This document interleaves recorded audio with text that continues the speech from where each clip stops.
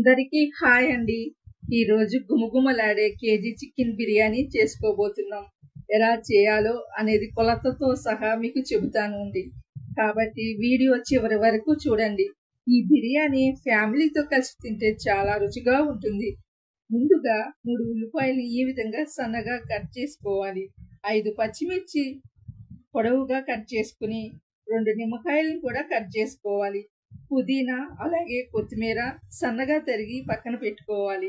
ఇప్పుడు కేజీ బాస్మతి రైస్ని తీసుకుని శుభ్రంగా కడిగి పక్కన పెట్టుకోవాలి. ఇప్పుడు తరిగిన ఉల్లిపాయల్ని కడాయిలో నూనె వేసుకుని బాగా వేయించాలి. బ్రౌన్ కలర్ వచ్చే వరకు వేయించండి. ఈ విధంగా బ్రౌన్ కలర్ వచ్చాక గిన్నెలోకి తీసుకుని పక్కన పెట్టుకోవాలి. ఇప్పుడు కేజీ చికెన్ తీసుకుని శుభ్రంగా కడుక్కుని గిన్నెలోకి తీసుకోవాలి. ఇప్పుడు ఇందులో ఉప్పు 2 స్పూన్లు, పసుపు కొంచెం, పచ్చిమిర్చి, కొత్తిమీర, పుదీనా, అల్లం వెల్లుల్లి పేస్ట్ కూడా వేయాలి.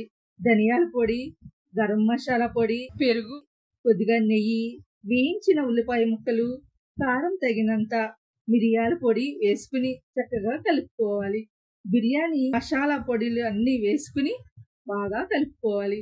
ఇప్పుడు మరాఠీ మొగ్గ, దాల్చిన చెక్క, అనాస్ పువ్వు, యాలకులు, బిర్యానీ ఆకు, లవంగాలు, జాంపత్రి, జాజికాయని పొడి చేసుకుని కొద్దిగా వేసుకోవాలి. ఇవన్నీ వేసుకుని బాగా కలిసేలాగా కలుపుకుని మూత పెట్టుకుని 1 గంట వరకు నానబెట్టాలి.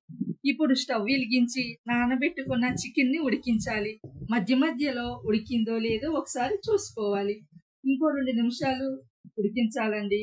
ఇప్పుడు వేరే స్టవ్ వెలిగించుకుని పెద్ద పాత్రలో కొంచెం ఎక్కువగా నీళ్లు పోసుకుని పెట్టుకోవాలి.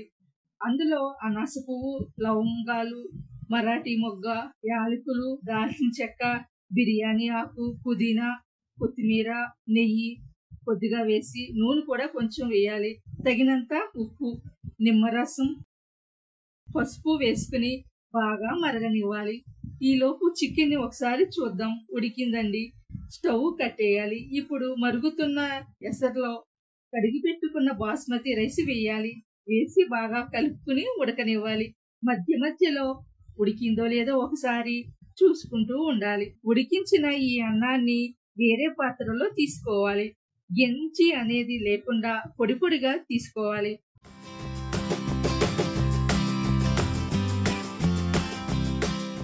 మనం అన్నం ఉడికించిన పాత్రలో ముందుగా చికెన్ గ్రేవీని వేసుకోవాలి. దానిపైన రైస్ వేసుకోవాలి. కొంచెం చికెన్, కొంచెం రైసు ఈ విధంగా వేసుకోవాలి.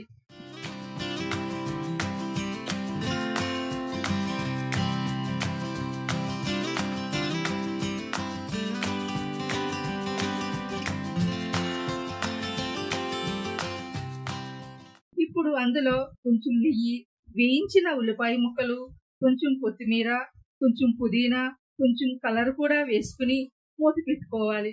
దానిపైన మనం ఎసరు వేసుకున్న నీళ్లు బరువు పెట్టుకోవాలి. 20 నిమిషాలు సన్నని మంట మీద ఉడికించాలి. 20 నిమిషాల తర్వాత మూత తీసి చూడాలి.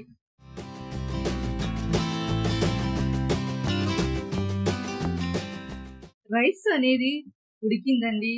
చికెన్ కూడా ఉడికింది. రైస్ పొడి పొడిగా వచ్చింది. బిర్యానీ కూడా బాగా దమ్ అయింది. చాలా బాగా కుదిరింది. మీరు కూడా ఈ విధంగా ఒకసారి ట్రై చేసి చూడండి.